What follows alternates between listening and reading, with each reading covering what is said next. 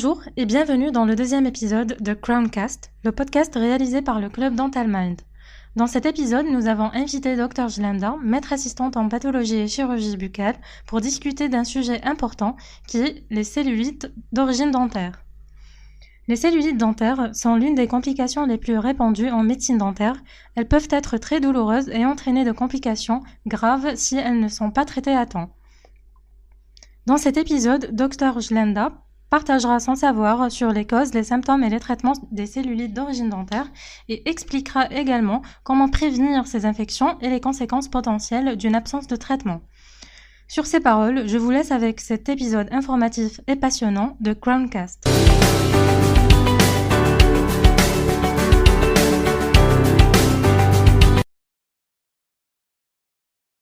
Bonjour docteur, nous vous remercions d'avoir accepté de collaborer avec nous pour ce podcast.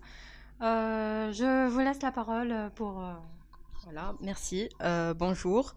Donc, je tiens tout d'abord, avant de commencer, de vous remercier de ma part, bien sûr, de m'avoir invité afin de participer dans ce podcast.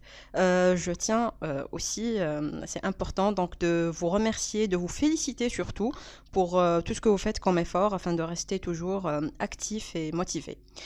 En ce qui concerne le thème, justement, c'est un thème très très important. Donc, c'est pratiquement le type d'urgence qu'on reçoit de façon quotidienne. Donc, d'où l'intérêt de bien maîtriser cette entité pathologique afin d'aboutir à une prise en charge convenable et adéquate. On commence donc par la première question, qui est qu'est-ce qu'une cellulite dentaire? D'accord. Donc, la cellulite d'origine dentaire. Qu'est-ce que c'est qu'une cellulite d'origine dentaire? C'est tout simplement une complication infectieuse qui est due à une mortification pulpaire, puisqu'on parle d'une origine dentaire, ou à des infections périodontales.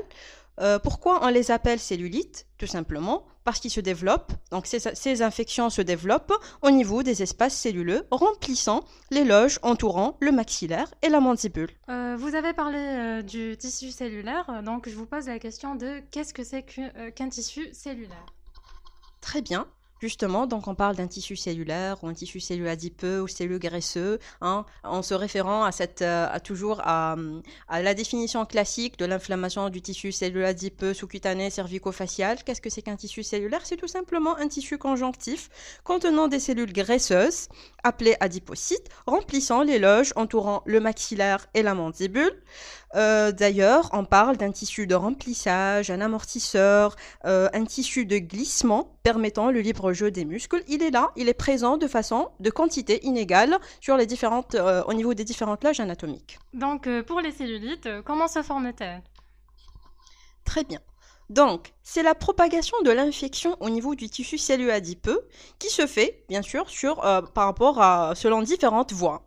Donc, on parle de la voie ostéopériostée, qui c'est la principale voie. Donc, les micro-organismes qui sont présents au niveau du périapex vont traverser l'os et le périoste pour gagner les tissus cellulaires bucco-faciaux. Donc, il y a d'autres voies, comme la voie lymphatique et veineuse, qui est rencontrée généralement dans le cas de cellulite diffuse, de forme grave. Il y a la voie directe aussi, c'est suite à une injection d'un produit anesthésique. Donc là, une anesthésie locale ou loco-régionale, donc que ce soit l'aiguille ou bien le produit anesthésique, il va donc transporter les micro-organismes au niveau du tissu cellulaire correspondant. C'est pour ça on insiste de ne jamais, au grand jamais, réaliser une anesthésie injectée directement à l'intérieur d'une collection purulente. Voilà. En parlant des micro-organismes, quels sont les germes responsables? Très bien. Donc, pour les germes responsables, donc on n'a pas un seul germe responsable. On parle d'une infection polymicrobienne. Donc, ce sont principalement des germes anaérobies, donc qui sont habituellement retrouvés dans la cavité buccale. Donc, ce qui concerne la cellulite circonscrite, principalement donc streptocoque, staphylocoque. Sinon, ce sont principalement des germes anaérobies pour les cellules diffuses, donc des actinomycètes, bactéroïdes, fusiobactéries. Voilà. Donc, c'est une infection polymicrobienne. Voilà. Donc, en parlant des facteurs de risque, les facteurs de risque, on a ce qu'on appelle des facteurs de risque déterminants. c'est ce qu'on appelle donc des causes directes responsables de la survenue de cette cellulite d'origine dentaire. Donc on parle principalement des mortifications de la pulpe dentaire, des mortifications dentaires, que ce soit qu'il s'agit d'une cause à partir d'une lésion carieuse ou même à partir d'autres, par exemple un traumatisme dentaire. C'est pour ça qu'on insiste toujours en cas de traumatisme, donc pour les contrôles, afin de contrôler la vitalité pulpaire pour ne pas passer à côté d'une nécrose qui va être à l'origine d'accidents infectieux justement type cellulite. Il y a d'autres causes qu'on peut citer, telles que les parodontolises, donc ce sont les germes survenant d'une poche parodontale, soit donc de façon directe ou bien ce qu'on appelle une nécrose pulpaire à rétro. Il y a les causes iatrogènes, il ne faudra pas oublier les causes iatrogènes, ce sont principalement les échecs de traitement endodontique. Un traitement endodontique désinfectant mal conduit, donc là, on aboutit à un échec et ce sont des complications par la suite qui surviennent, telles que donc, ces accidents infectieux. Il y a ce qu'on appelle les facteurs de risque favorisants. C'est principalement la mauvaise hygiène bucco-dentaire. Et il y a les facteurs de risque aggravants, je dirais que c'est beaucoup plus par rapport à l'immunité du malade. Donc, plus ce sont des malades immunodéprimés, il faudra faire attention. Ce n'est pas seulement par rapport à la survenue d'une cellulite, justement, c'est surtout aussi par rapport à l'évolution de cette cellulite. Pour ces malades immunodéprimés, il faudra faire très attention, on peut avoir une évolution fâcheuse. Voilà, d'où l'intérêt de les prendre en charge de façon convenable. Pour les types de cellulite, quelles sont les formes cliniques qu'on peut retrouver ?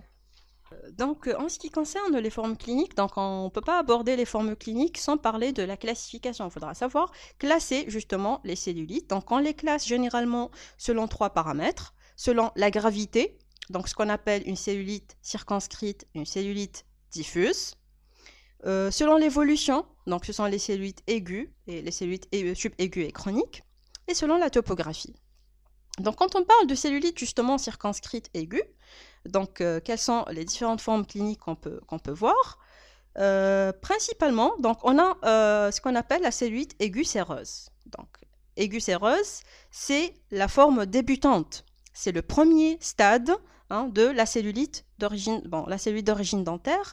À ce stade-là, si elle est non ou maltraitée, on passe à un autre stade, le stade de la cellulite aiguë suppurée. Donc là, c'est le stade de l'inflammation suppurative. Donc là, on commence à avoir une collection purulente qui commence à se former. À ce stade-là, on peut avoir plusieurs évolutions. Soit la guérison, si un bon traitement est entrepris à temps, soit vers la fistulisation spontanée, soit vers la chronicité, ou bien vers la diffusion. Il y en a d'autres formes particulières qui sont rares. Donc, on va juste faire un petit passage pour les citer. Il y a ce qu'on appelle la cellulite gangréneuse, qui est caractérisée par la destruction tissulaire par nécrose. Ce sont les germes anaérobies généralement qui sont en cause. Il y a ce qu'on appelle la cellulite ligneuse. Donc là, généralement, c'est dû à une virulence microbienne atténuée. Donc, ce sont des micro-organismes qui possèdent un potentiel ou bien un pouvoir pathogène intense, ce qu'on appelle les germes virulents. Il y a aussi ce qu'on appelle la cellulite actinomycosique, dont le germe responsable c'est l'actinomyces israéli, donc dans la forme cervico-faciale est très fréquente, jusqu'à 60% de localisation cervico-faciale, mais ce sont des formes particulières et rares. Sinon, revenons à notre forme commune, la forme de la cellulite commune. Donc on a déjà parlé donc de la cellulite aiguë séreuse, aiguë suppurée. Donc non ou maltraitée parmi les évolutions, c'est qu'on peut passer vers la chronicité. Et on parle dans ce cas d'une cellulite chronique. Sinon, elle peut passer vers la diffusion. Dans ce cas, on sort du cadre circonscrit. Donc là, on est dans le cadre diffus. Donc c'est la cellulite diffuse.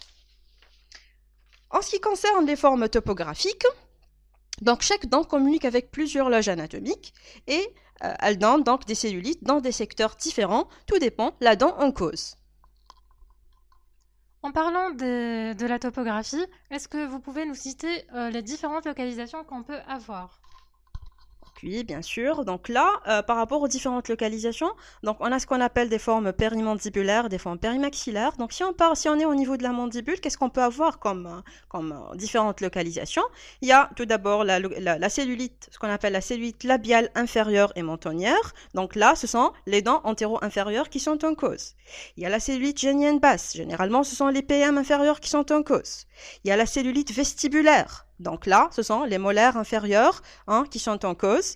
La cellulite du plancher buccal, donc c'est par rapport au muscle mylo-hyoïdien. Si elle est sus-mylo-hyoïdienne, ce sont généralement les PM en cause. Si elle est sous-mylo-hyoïdienne, généralement, ce sont les molaires qui sont en cause. Il y a ce qu'on appelle aussi la cellulite massétérine. Généralement, elle est en rapport avec une dent de sagesse en position horizontale. Donc, grosso modo, en ce qui concerne les formes périmaxillaires, au niveau maxillaire, il y a ce qu'on appelle la cellulite labiale supérieure et sous-narinaire. Ce sont les incisives centrales supérieures qui sont en cause. Il y a la cellulite nasogénienne en rapport avec les canines. Il y a la cellulite génienne haute. Ce sont les racines vestibulaires, donc des PM et molaires inférieures. La cellulite vestibulaire, donc ce sont les racines vestibulaires des molaires supérieures qui sont en cause. Il y a la cellulite ptérygomaxillaire en rapport avec une dent de sagesse supérieure.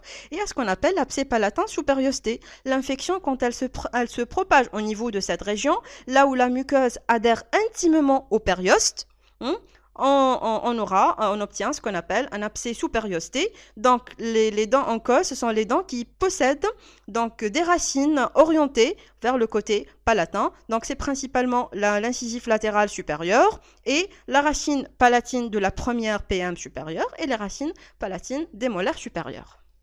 Comment peut-on faire la différence entre les formes des cellulites? Très bien.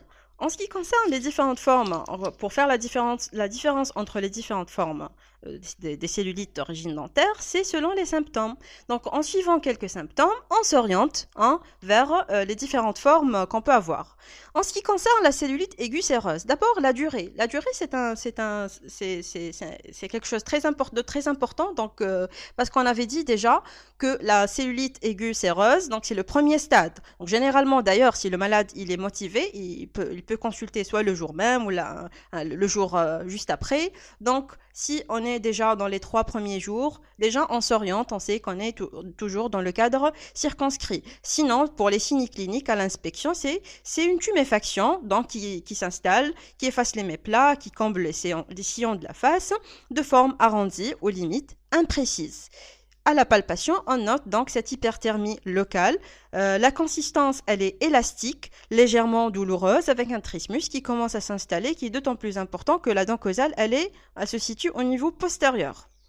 En ce qui concerne la cellulite suppurée, généralement, au-delà du 3e jour, donc 4e jour, et là, on s'oriente. Là, généralement, il y a une collection qui commence à s'installer. On est dans le stade suppuré. Cliniquement, ce qu'on peut avoir, donc, c'est une tuméfaction qui devient bien limitée, recouverte d'une peau tendue. À la palpation, on note une consistance fluctuante. C'est une caractéristique très très importante. À côté, en plus, on a ce qu'on appelle le signe pathognomonique. C'est en quelque sorte, c'est la dépression qui garde le godet. Donc là, qu'est-ce que c'est que ce signe? Donc, si on réalise une pression digitale, donc par exemple à l'aide du pouce, là, ce signe de godet, il est positif lorsque la dépression est obtenue et elle persiste quelques secondes. En quelque sorte, on aura l'empreinte du doigt, voilà, et c'est très très caractéristique pour ce stade suppuré. À côté de ces symptômes, on a ce qu'on appelle l'altération de l'état général. Donc, il y a une fièvre, asthénie, pâleur qui commence à s'installer, qui sont de plus en plus accentuées si le malade il consulte pas. Donc, si la consultation elle est tardive, plus la consultation elle est tardive, plus on aura l'accentuation de ces signes généraux. En ce qui concerne la cellulite chronique, toujours si cette cellulite elle n'est pas traitée, non ou mal traitée, donc elle va évoluer, comme on avait déjà parlé, soit vers la chronicité. Donc on aura, si le malade il se présente au stade d'une cellulite chronique, donc là, généralement, les signes généraux et fonctionnels sont absents. À l'inspection, là, on parle plus d'une tuméfaction, il s'agit plutôt d'un nodule. C'est un nodule qui fait saillie sur la peau. À la palpation, elle est indolore, sans hyperthermie particulière, de consistance ferme. Il y a toujours ce cordon induré qui relie le reliant à la dent en cause. Sinon, comme elle peut passer vers la chronicité, on sait très bien qu'une cellulite suppurée, aiguë suppurée non ou maltraitée, elle peut passer vers une cellulite diffuse. À ce moment-là, on parle donc d'une inflammation diffuse du tissu cellulaire compliquée par la nécrose étendue des tissus. Alors, on peut parler d'une cellulite diffuse d'emblée ou diffusée qui fait suite justement à ces stades, à une cellulite circonscrite.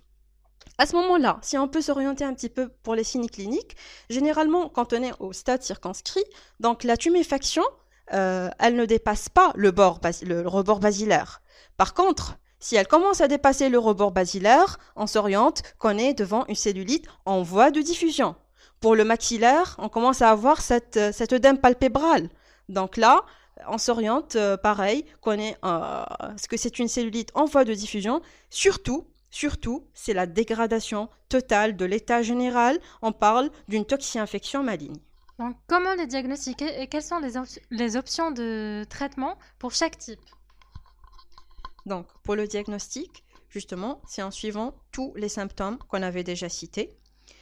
Et surtout par la présence d'une dent en cause. Donc là, on peut mettre en évidence la dent en cause cliniquement, mais la confirmation ne se fait qu'après avoir demandé une radiographie, d'où l'intérêt donc de la radio dans le diagnostic de cette entité pathologique. Donc la radio, elle va vous confirmer la présence d'une dent nécrosée. Il y a toujours cette image radio-claire qui entoure le périapex de la dent en cause.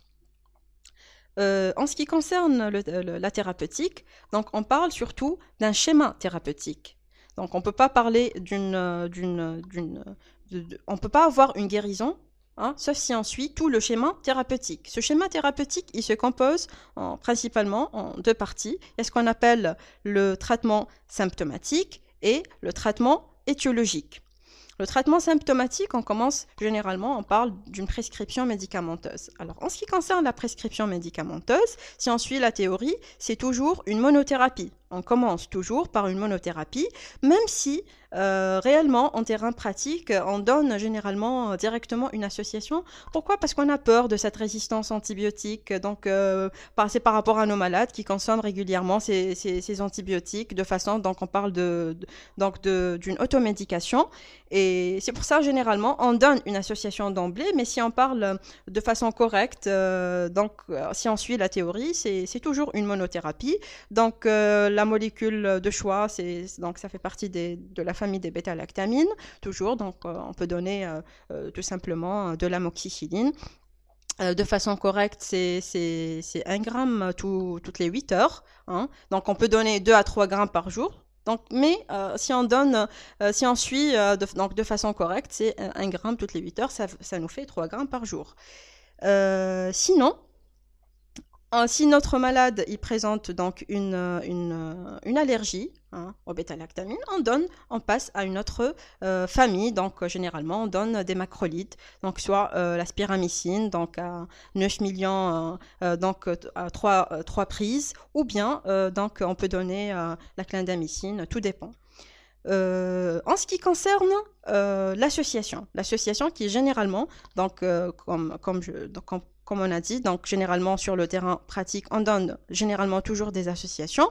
La première association que vous devez savoir, donc là, c'est en ce qui concerne une association amoxicilline acide clavulanique. Donc c'est l'augmentant. En lui-même, donc c'est une association, mais on rajoute généralement le métronidazole. Le métronidazole, il est là donc pour justement renforcer l'action des pénicillines ou des macrolides, surtout sur les bactéries anaérobies. D'accord? Donc, on donne généralement du flagyl. Généralement, on donne 1 gramme donc 500 2 fois par jour, ou plus correctement, c'est 1 gramme et demi, ça nous fait 500 donc 3 fois par jour. Donc, ça nous fait 1 gramme et demi en 3 prises. Donc, c'est la prescription la plus correcte. Ça, c'est en ce qui concerne donc l'antibiothérapie. D'accord? Que ce soit en monothérapie, donc Les bêta-lactamines, sinon, on peut donner les macrolides en cas d'allergie. Les associations, donc, on peut donner l'amoxicilline, acide clavulanique, l'augmentin, et associer toujours au métronidazole. Voilà, pour résumer l'antibiothérapie qu'on a l'habitude généralement de prescrire. En ce qui concerne les antalgiques, donc le paracétamol, donc c'est toujours l'antalgique de choix qu'on peut prescrire. Sinon, en ce qui concerne les anti-inflammatoires, il faudra savoir que l'utilisation des anti-inflammatoires seuls est strictement contre-indiquée. Si vous allez donner des anti-inflammatoires seuls, vous savez très bien qu'ils vont masquer les signes de l'inflammation, ils vont aider à la propagation de l'infection. Concernant les ANS, est-ce que même avec une couverture antibiotique, c'est contre-indiqué? Alors non, justement. Si c'est vraiment nécessaire, si le praticien il veut vraiment prescrire ces anti-inflammatoires, justement, on parle d'une prescription, de la prescription des anti-inflammatoires seule, qui est complètement contre-indiquée. Sinon, s'il y a la nécessité de les prescrire, on peut les prescrire sous couverture antibiotique, toujours. Et quelle est la nécessité de prescrire les ANS? Bon, généralement, à mon avis, généralement, une antibiothérapie seule, généralement, c'est largement suffisante. Maintenant, en ce qui concerne les ANS, on peut les prescrire, c'est par rapport aux symptômes. Puisque là, on parle toujours d'un traitement symptomatique. Lorsque les symptômes sont trop prononcés, d'accord, il y a un trismus qui est trop serré. Donc là, on peut généralement, c'est pour aider, aider le malade par rapport à, pour éviter justement l'accentuation de ces symptômes.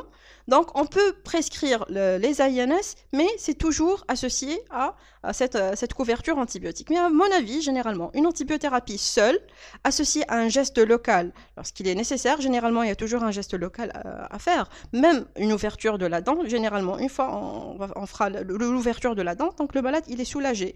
Donc, l'antibiothérapie plus un geste local, c'est largement suffisant. Pour le traitement médicamenteux, est-ce que c'est nécessaire de réaliser un antibiogramme?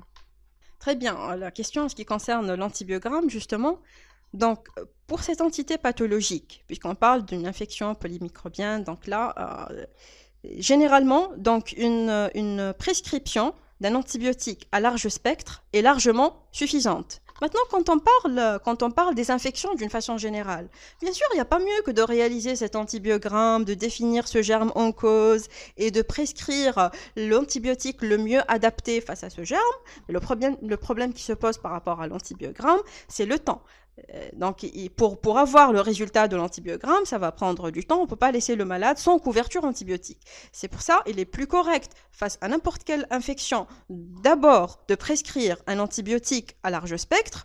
Si ça marche, tant mieux. Sinon, c'est à ce moment-là, on doit demander un antibiogramme pour définir le germe en cause. Voilà, c'est tout ce qui concerne le traitement symptomatique. Maintenant, en ce qui concerne le traitement, le traitement symptomatique, la première entité du traitement symptomatique. Maintenant, la deuxième entité du traitement symptomatique, c'est un traitement en quelque sorte chirurgical, type drainage. Ce drainage, bien sûr, on le fait lorsqu'il est indiqué. Quand est-ce qu'il est indiqué? Lorsqu'on a une collection purulente. Donc, tout dépend, on peut le réaliser, tout dépend la localisation de la collection purulente. On peut le faire au niveau endobuccal ou bien au niveau exobuccal si on a cette collection, cette collection fluctuante, donc ce qu'on appelle en quelque sorte le drainage vrai qui se fait en exobuccal. C'est une étape très très importante lorsque le malade se présente en urgence, à un stade suppuré. Donc le traitement médicamenteux seul n'est jamais suffisant. Quand on parle d'un geste local, donc à ce moment-là, le geste local, il devient le drainage. Donc ça va soulager le malade, ça va supprimer les conditions d'anaérobiose et c'est très important pour l'efficacité du traitement et pour éviter une éventuelle diffusion. Donc, c'est tout ce qui concerne le traitement symptomatique, médicamenteux ou chirurgical. Il y a ce qu'on appelle maintenant le traitement étiologique. Donc, le traitement symptomatique, il est là pour refroidir la lésion. Après refroidissement, il faudra motiver le malade d'emblée, lui faire comprendre d'emblée que le traitement, ce n'est pas cette prescription ou bien ce geste local qu'on a fait. Sinon, il y aura tout simplement la récidive. Le traitement étiologique, c'est très important de réaliser ce traitement étiologique, qui consiste généralement, soit il peut être conservateur ou radical. Maintenant, comment peut-on choisir entre un traitement conservateur ou chirurgical? Tout dépend. C'est selon plusieurs paramètres, en commençant par la motivation du malade. Un malade qui est motivé, qui présente plus ou moins une bonne motivation à l'hygiène, on va essayer d'être conservateur au maximum. À la base, on est conservateur. À la base, on essaye toujours d'être conservateur. Surtout pour un malade qui est motivé. Ça, c'est un paramètre. Le deuxième paramètre, bien sûr, c'est l'état de la dent en elle-même, l'état de délabrement de la dent. Si l'état de délabrement, donc on sait tous, donc maintenant, même une dent en état de racine, si on veut la conserver, on va la conserver. Mais c'est un contexte général en quelque sorte. Tout dépend le malade, tout dépend la dent. Si on peut la récupérer, on doit la récupérer. Et c'est impératif. Si le délabrement s'avère important, une atteinte de furcation, tout dépend, oui, ça nécessite vraiment l'extraction. À ce moment-là, donc, on passe à l'extraction de la dent. C'est important donc de parler comme aussi par rapport aux indications thérapeutiques. Généralement, pour reprendre un petit peu, c'est pour une cellulite donc aiguë séreuse, généralement, donc c'est tout à fait logique, un traitement symptomatique médical est suffisant. Ensuite, en plus du traitement étiologique. Si on est dans le cadre d'une cellulite aiguë suppurée, c'est un traitement symptomatique médical chirurgical, en plus du traitement étiologique, toujours donc conservateur ou radical. Maintenant, si on est dans le stade si le malade il se présente au stade d'une cellulite chronique, qu'est-ce qu'on peut faire pour ce malade? Il faudra faire très attention que à ce moment-là, donc, si on est dans le stade de chronicité, donc le traitement symptomatique il ne trouve pas son importance. Donc, vous visez quel symptôme? Qu'on avait dit que le malade il se présente donc sans symptômes, que ce soit généraux ou bien locaux. Donc, à ce moment-là, on passe directement au traitement étiologique. Et ça, c'est important. Maintenant, lorsqu'on fait le traitement étiologique, à ce moment-là, on peut couvrir le malade.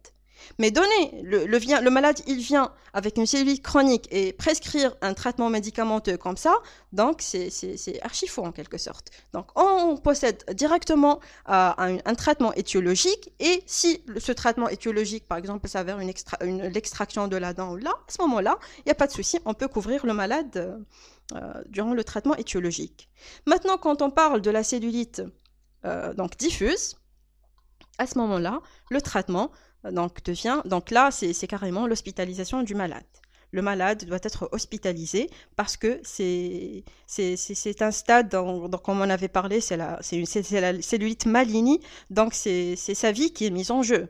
Donc, il doit être hospitalisé. Surtout, on avait parlé de la gravité, de la dégradation de l'état général.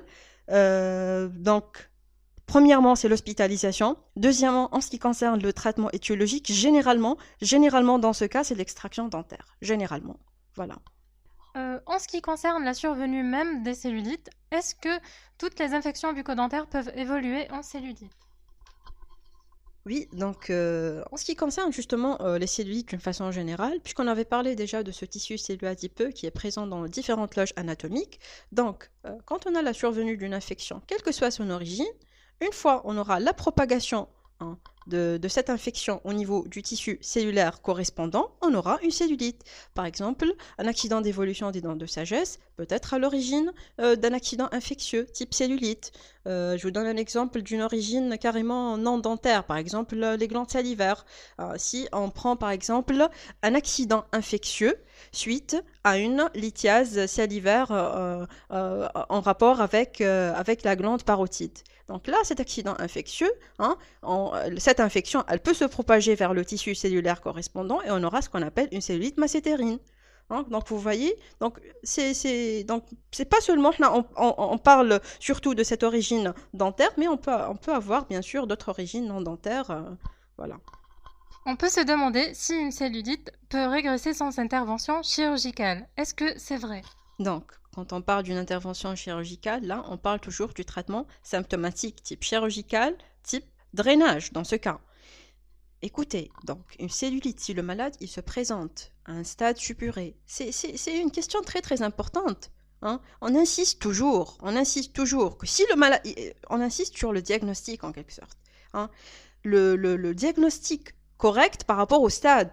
Hein. Si on est vrai, si on a une collection purulente, il faudra diagnostiquer cette collection purulente. On ne va pas dire qu'on est dans le stade séreux, parce que dans ce stade-là, justement, une antibiothérapie seule, j'insiste et je répète, elle n'est pas suffisante. Donc il y a un risque. Donc il y a parmi les évolutions une fistulisation spontanée. Sinon, si cette fistulisation ne se fait pas, il y aura une évolution, il y aura un risque qu'on aura une diffusion carrément. Donc d'où l'intérêt de ce geste local nécessaire, type drainage, si on est devant une collection purulente. Dans le cas d'une lésion kystique surinfectée, quelle est la conduite thérapeutique? Donc oui, donc si un malade se présente, malade à la base, il présente une lésion kystique, donc il peut se présenter justement à un stade où cette lésion kystique elle est surinfectée.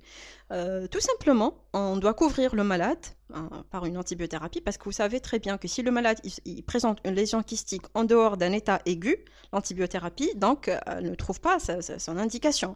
Par contre, si il y aura un réchauffement, donc là, si le malade il se présente à ce stade-là, on va le couvrir, on va tout simplement adapter un traitement symptomatique.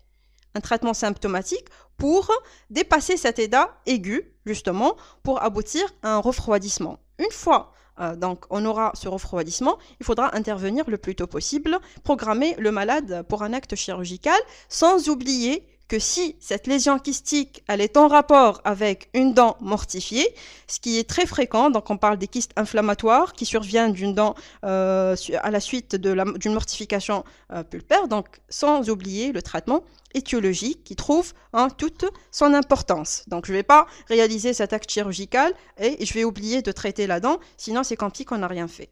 D'accord? Voilà. Si un patient se présente avec un trismus survenu à cause d'une cellulite, est-ce qu'on peut différer le traitement étiologique? Au fait, dans ce cas-là, on va le différer, même si... pourquoi on va le différer? On parle toujours... Non, quand on parle d'un traitement symptomatique, il faudra savoir que le trismus, c'est un symptôme. Parmi les symptômes qu'on peut avoir, c'est le trismus, justement. Donc, nous, on donne ce traitement symptomatique pour essayer d'aboutir justement à ce refroidissement et généralement on aura l'amélioration par rapport au trismus. Une fois, vous pouvez intervenir, donc à ce moment-là, après refroidissement, vous allez intervenir. Donc c'est comme si que vous avez différé, mais c'est pas le fait qu'on a différé le traitement étiologique, c'est juste qu'on a réalisé notre traitement symptomatique et on attend ce refroidissement et on fait notre traitement étiologique le plus normalement possible. Si un patient se présente en urgence et en même temps présentant une tare d'ordre général déséquilibrée, par exemple un diabète, comment sera notre conduite thérapeutique dans ce cas? Alors là, c'est une bonne question. Pourquoi? Parce que c'est une situation un peu délicate pour les praticiens. Donc, ils reçoivent un malade en urgence. À la fois, c'est un malade en urgence et à la fois, il présente cet tare d'ordre général. À la fois, il est déséquilibré. Donc, le praticien, donc, il est dans une situation où il a peur de toucher le malade. À la fois, il a peur de toucher le malade. À la fois, il doit décider. Alors là, écoutez-moi bien. Si le malade, il se présente en urgence, c'est l'urgence qui prime. Si vous avez peur de toucher le malade, vous allez, on parle surtout ici dans le cas où ça nécessite un traitement justement, un acte local, un geste local à faire tel qu'une cellulite au stade donc purulent, on doit réaliser ce drainage. Si vous avez peur de toucher le malade et vous allez le laisser, vous allez aggraver son état. Il y a un risque de diffusion de cette collection purulente. Et là, vous avez aggravé l'état général du malade. Et justement, c'est selon des recommandations. Justement, selon la CEFCO, donc la Société française de chirurgie orale, on vous dit qu'en cas de survenue d'une infection bucco-dentaire, le contexte médical général ne doit pas retarder la prise en charge chirurgicale et ou médicale de l'urgence infectieuse, en particulier un abcès doit être drainé avec un accord professionnel fort. Voilà. Donc, il faudra intervenir, il faudra réaliser ce geste local, couvrir votre malade et par la suite, vous pouvez voir par rapport, c'est en réalisant le traitement étiologique que vous pouvez contacter le médecin traitant par rapport à ce déséquilibre-là. Mais en ce qui concerne l'urgence, il faudra intervenir directement. Voilà. Je pense qu'on a fait le tour des questions. Et pour clôturer, quels sont les soins post-opératoires recommandés après avoir traité une cellulite dentaire? Donc, après avoir traité cette cellulite d'origine dentaire, après avoir donc réalisé tout le schéma thérapeutique, réussir à réaliser tout le schéma thérapeutique, donc qu'est-ce qu'on peut faire après? Donc, tout simplement, c'est de continuer la remise en état de la cavité buccale. Ça, c'est important. Généralement, moi, j'insiste toujours, pour l'examen clinique, j'insiste toujours sur cette étape de plan de traitement. Pourquoi? Le malade, il vient pour un motif, d'accord? On le traite, c'est bien. Et après, ça fait partie donc c'est le rôle de tout médecin dentiste de motiver le malade et de proposer un plan de traitement. Si vous voyez que votre malade il présente encore des infections dentaires, des dents cariées, des dents à traiter, un assainissement parodontal, vous devez proposer un plan de traitement, vous devez continuer à réaliser votre remise en état de la cavité buccale et ça reste là, on est dans le cadre du traitement préventif, justement pour prévenir toute infection ultérieure. Voilà. Nous voilà à la fin du deuxième épisode de Crowncast. Nous avons eu la chance de discuter avec Dr Jlenda sur le sujet des cellulites dentaires. Elle nous a fourni des informations précieuses et simplifiées sur ce sujet. Je tiens à vous remercier, docteur, d'avoir accepté de participer à ce podcast. Voilà, donc je vous remercie énormément de ma part. Ça m'a fait énormément plaisir de participer avec vous dans ce podcast et j'espère vraiment que ça soit bénéfique pour tout le monde. Voilà. Pour les auditeurs, j'espère que vous avez trouvé cet épisode instructif et utile. Pour